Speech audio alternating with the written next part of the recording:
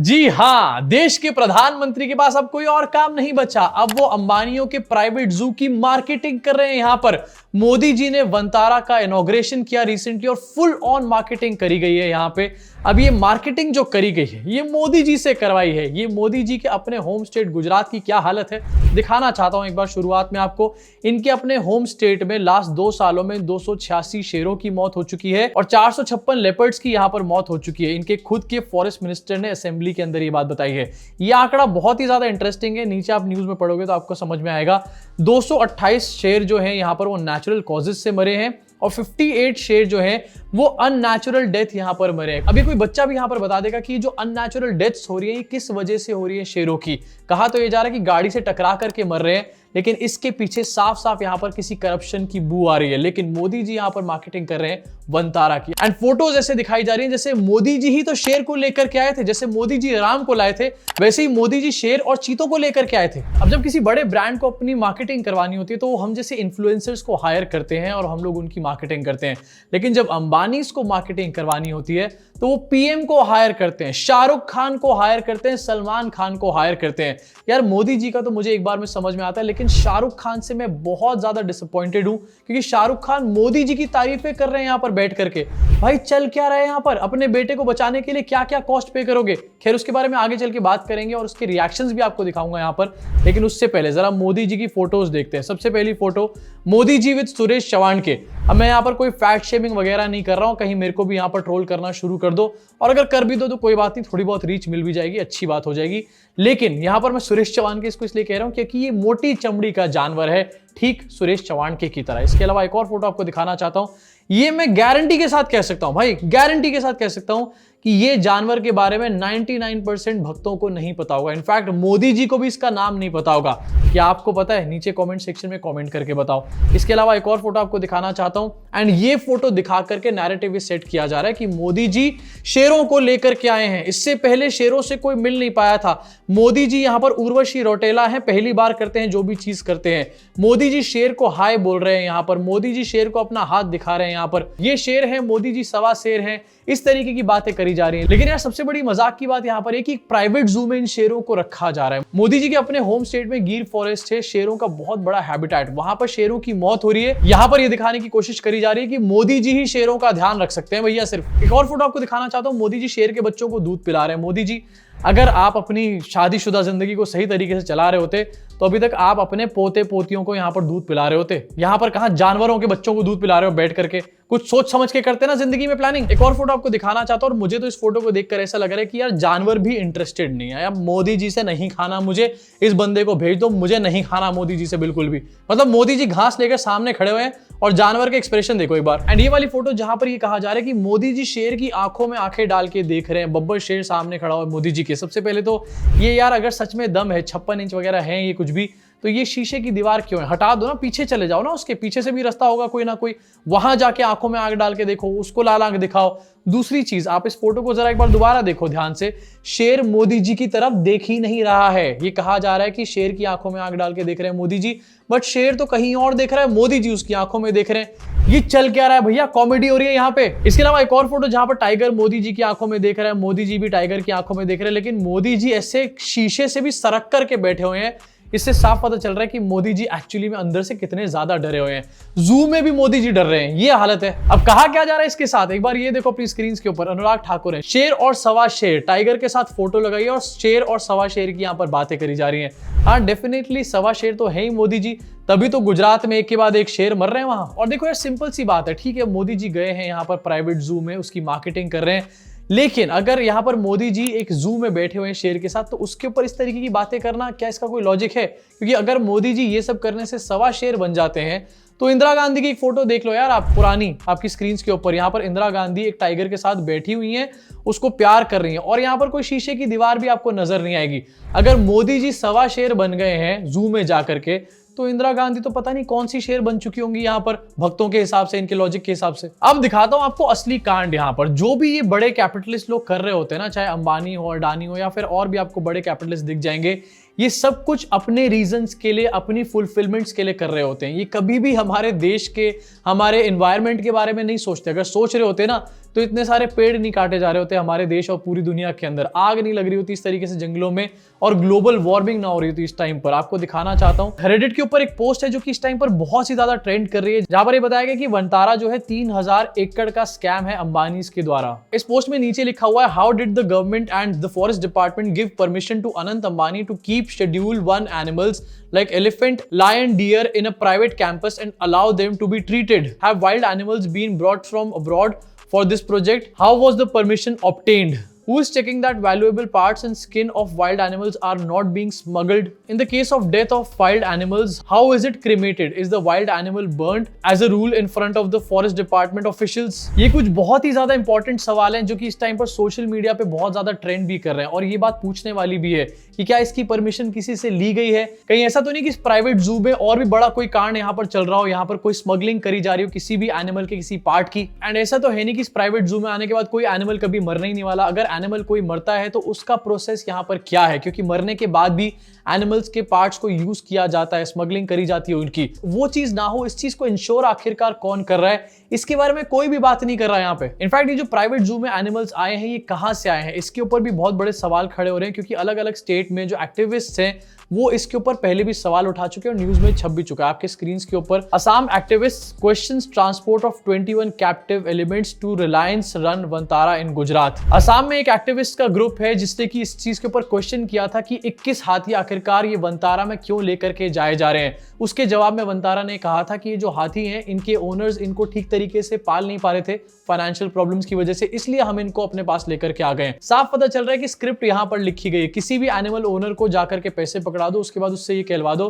कि हमारे पास तो पैसे थे ही नहीं इस एनिमल को देखरेख करने के लिए, और उसके एनिमल को अपने जू में लेकर के आ जाओ। उसके बाद वो एनिमल भी तुम्हारा जो करना है करो, यहाँ पर खुलेआम कोई नहीं तुम्हारे को रोके टोकेगा। इनफैक्ट एक और आर्टिकल आपको दिखाना चाहता हूँ, investigation raises questions on zoo transfer to Reliance run Vantara. इस आर्टिकल में बताया गया कि several consignments of trafficked wildlife were apprehended, मतलब अरेस्ट किया गया था by law enforcers and moved to zoos but most of them ended up in Vantara. मतलब बहुत सारे कंसाइनमेंट थे एनिमल ट्रैफिकिंग वाले जिनको कि एप्रीहेंड यानी कि अरेस्ट किया गया था, पकड़ा गया था, उनको जू में भेजने का काम किया गया, लेकिन उनमें से ज्यादातर जो है वो वनतारा पहुंच गए।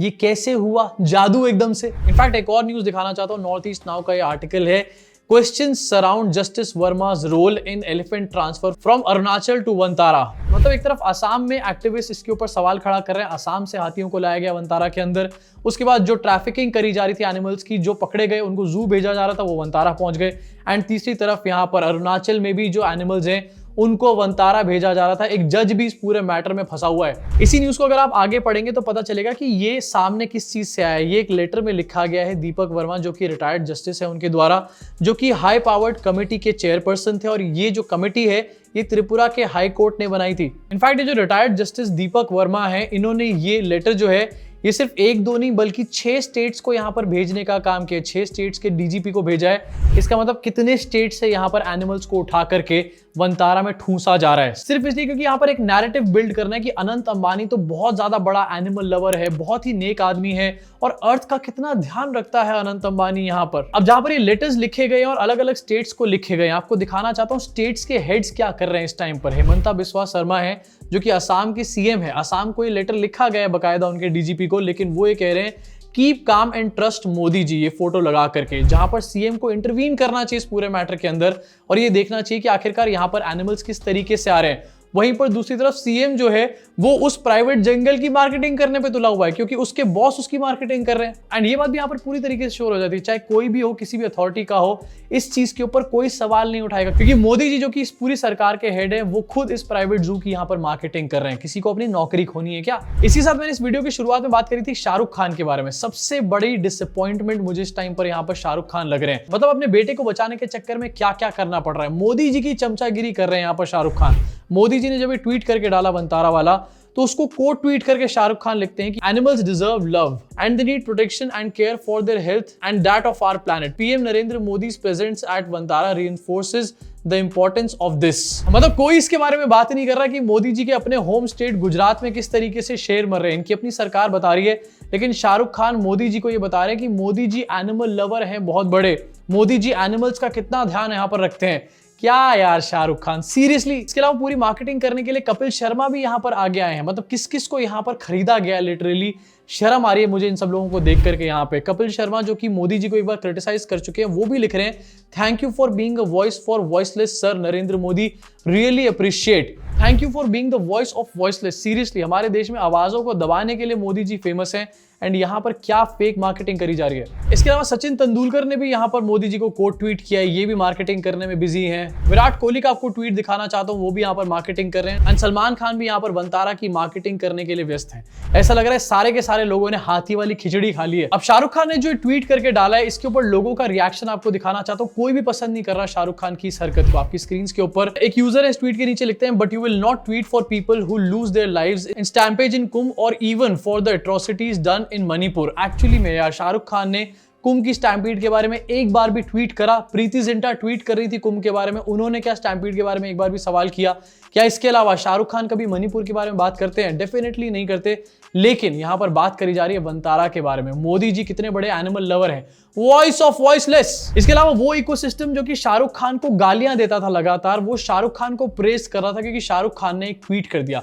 मतलब इन लोगों का और कुछ नहीं है, इनको बस एक ट्वीट मिल जाए, इनका उसी में काम सेटल हो जाता है। अब जहां पर पूरे मीडिया में कल ये न्यूज बनी हुई थी, और एक्चुअली में इन न्यूज को यूज किया जाता है डाइवर्जन क्रिएट करने के लिए। कैसे डाइवर्जन आपको दिखाना चाहता हूं, एंड रियल न्यूज क्या होनी चाहिए थी ये भी आपको दिखाना चाहता हूं आपकी स्क्रीन के ऊपर। कल एक न्यूज निकल कर आई थी जहां पर पता चला कि इनकम टैक्स डिपार्टमेंट जो है अगले साल से आपके सोशल मीडिया अकाउंट्स को एक्सेस कर सकता है, आपके ईमेल्स को एक्सेस यहां पर कर सकता है स्क्रूटनी अपनी करने के लिए। सोचो आप सोशल मीडिया पे अपने दोस्तों से कुछ बात कर रहे हो, कुछ प्राइवेट चैट कर रहे हो, अब वो इनकम टैक्स डिपार्टमेंट देख सकता है। और अभी इनकम टैक्स डिपार्टमेंट देख सकता है, कल को और डिपार्टमेंट भी उसको देखेंगे। एंड डिपार्टमेंट से किस तरीके से डेटा लीक होता है ये आप और मैं अच्छे तरीके से जानते हैं। थोड़े दिन पहले की बात है, इस्कॉन के मैसेजेस पे बात हो रही थी, वो डेटा लीक का एक बहुत बड़ा एग्जांपल था। अब सोचो जब इनकम टैक्स डिपार्टमेंट के पास हमारा सारा डेटा होगा, हमारी पर्सनल चैट्स होंगी, क्या वो इंफॉर्मेशन जो चैट्स और ईमेल्स के अंदर है वो लीक होकर ब्रांड्स तक नहीं पहुंच सकती? और अगर पहुंच गई तो ब्रांड्स उसको हमारे अगेंस्ट कितनी बुरी तरीके से यूज करेंगे। अभी भी हमने कई बार देखा है कि हम किसी प्रोडक्ट के बारे में बात करते हैं, थोड़ी देर में इंस्टाग्राम उसके बारे में ऐड दिखाना शुरू कर देता है, या फिर यूट्यूब पे उसके बारे में ऐड आनी शुरू हो जाती है। अगर एक्चुअली में हमारी चैट्स का एक्सेस इन ब्रांड्स के पास होगा डेटा लीक की वजह से, तो भैया लग जाएंगे पूरे देश के अच्छे तरीके से। अब ये पूरा स्टेप क्या है और इसको लेकर के क्या क्रिटिसिज्म हो रहा है, एक बार थोड़ा सा डिटेल में आपको बता देना चाहता हूं। इस न्यूज में पता चला कि अगले फाइनेंशियल ईयर से इनकम टैक्स ऑफिसर्स कुछ स्पेशल केसेस में टैक्स पेयर्स के ईमेल, सोशल मीडिया अकाउंट्स और डिजिटल कम्युनिकेशन को एक्सेस कर सकेंगे। डिजिटल कम्युनिकेशन का मतलब होता है आपकी चैट्स को एक्सेस कर सकेंगे। ये स्टेप ये कहा जा रहा है कि टैक्स एवेजन और ब्लैक मनी जैसे केसेस को इन्वेस्टिगेट करने के लिए किया जाएगा, लेकिन ये तो कहने सुनने की बातें हैं। सबसे पहले तो इसको यूज किया जाएगा अपोजिशन लीडर्स के अगेंस्ट, उसके बाद इसको यूज किया जाएगा उन लोगों के ऊपर जो सरकार के खिलाफ बातें करते हैं, और उसके बाद यूज किया जाएगा नॉर्मल लोगों के ऊपर उनका डेटा बेचने के लिए, जिससे कि वो और ज्यादा कठपुतली की तरह नाचे ब्रांड्स के सामने। अब ये डेटा किस कंडीशन में एक्सेस कर सकेंगे, ये भी एक सवाल निकल कर आता है। तो इसका जवाब ये कि ये मॉनिटरिंग उन्हीं केसेस में होगी जहां पर टैक्स अथॉरिटीज को स्ट्रॉन्ग सस्पिशन होगा कि कोई टैक्स फ्रॉड या फिर इलीगल फाइनेंशियल एक्टिविटीज यहां पर चल रही है। लेकिन ये तो फिर से कहने वहने की बात है, आपको असली बात तो पता है ना। यहाँ पे सरकार का इसके ऊपर ये कहना है कि टैक्स इन्वेजन और फाइनेंशियल फ्रॉड्स को रोकने के लिए ये तो जरूरी है ना, ये तो करना पड़ेगा ना, इतना तो कैसे चलेगा नहीं तो। लेकिन जैसा मैंने अभी बताया कि थोड़े दिन पहले इस्कॉन के मैसेजेस पूरे देश को आ रहे थे। अगर आपके घर वाले भी आपको याद नहीं कर रहे थे, इस्कॉन वाले फिर भी आपको याद कर रहे थे। इनफैक्ट मुस्लिम लोगों को भी यहाँ पर इस्कॉन के मैसेजेस आ रहे थे, यानी कि डेटा कहीं से लीक होकर इस्कॉन के पास पहुंच रहा था। अगर डेटा इतनी बुरी तरीके से लीक हो रहा है कहीं से, तो हमारा ये डेटा लीक नहीं होगा, इस बात की कौन श्योरिटी देगा? यहाँ पर जहां पर मोदी जी का वंतारा जो है इस न्यूज को छुपाने के काम आया, एक और न्यूज यहाँ पर छुपाई गई, एंड वो थी डोनाल्ड ट्रंप की रेसिप्रोकेटिव टैक्सेस वाली न्यूज। इसको भी पूरी तरीके से दबा दिया गया, कुछ हुआ ही नहीं भैया, फर्क नहीं पड़ रहा हमारे को। तो डोनाल्ड ट्रंप ने रिसेंटली इस बात का ऐलान किया कि वो रेसिप्रोकेटिव टैक्स लगाने वाला है, एंड इस पूरे अनाउंसमेंट में उन्होंने बताया कि 2 अप्रैल से वो रेसिप्रोकेटिव टैक्सेस यहाँ पर लगाएगा और इंडिया के ऊपर भी इंपोज किया जाएगा ये टैक्स। अपने इस एड्रेस में यहाँ पर डोनाल्ड ट्रंप ने क्रिटिसाइज किया है हार्श टैरिफ के लिए ईयू को, चाइना को, ब्राजील को, इंडिया को जिसके फ्रेंड है मोदी जी, मेक्सिको और कनाडा को। It's very unfair, India charges us auto tariffs higher than 100%।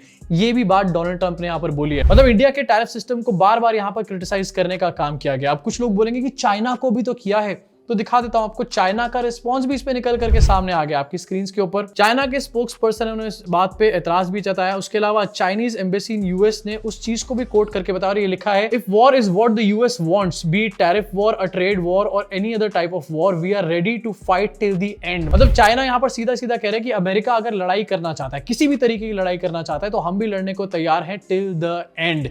ये बात कही गई है। अब यहां पर चाइना का तो रिस्पांस निकल कर आ गया है, लेकिन इंडिया का अभी तक कोई रिस्पांस निकल कर सामने नहीं आया है। क्या मोदी जी रेसिप्रोकेटिव टैक्सेस के ऊपर एक रिस्पांस देंगे? मोदी जी को खुद रिस्पांस यहां पर देना चाहिए, क्योंकि ट्रंप ने बात करी है यहां पर।